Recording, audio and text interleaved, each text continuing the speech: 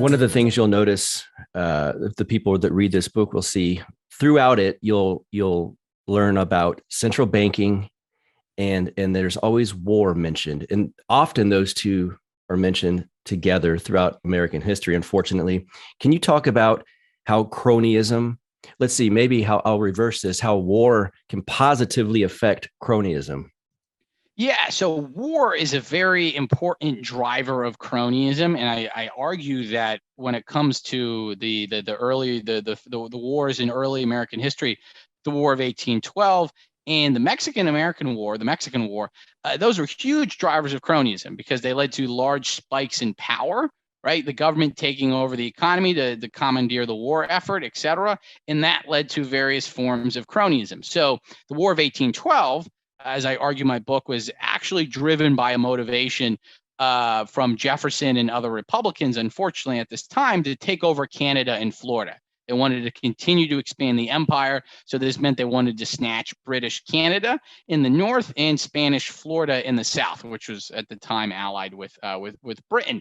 And so this led to a whole host of various government interventions, protective tariffs, a system of this very generous debt financing that benefited speculators. Central banking, later on, the Second Bank of the United States was established in 1816, right? And so this led to a huge burst of cronyism.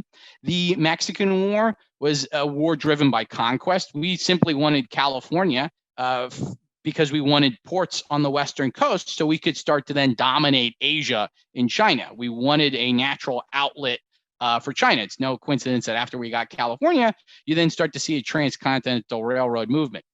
The Mexican War had totally sort of sabotaged the Jacksonian Democrats' previous attempts to achieve a small government.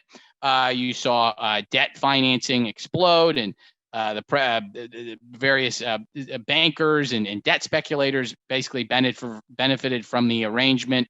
You saw drives for all sorts of transcontinental internal improvements, including steamship subsidies, and railroads and so on.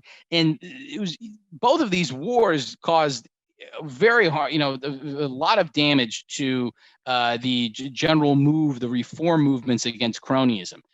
And the same thing plays out. You could tell a similar story regarding the Civil War, even the Spanish-American War, of course, World War I, World War II, and so on. War is the health of the state, as Randolph Bourne once said, and in many ways, war is the health of cronyism.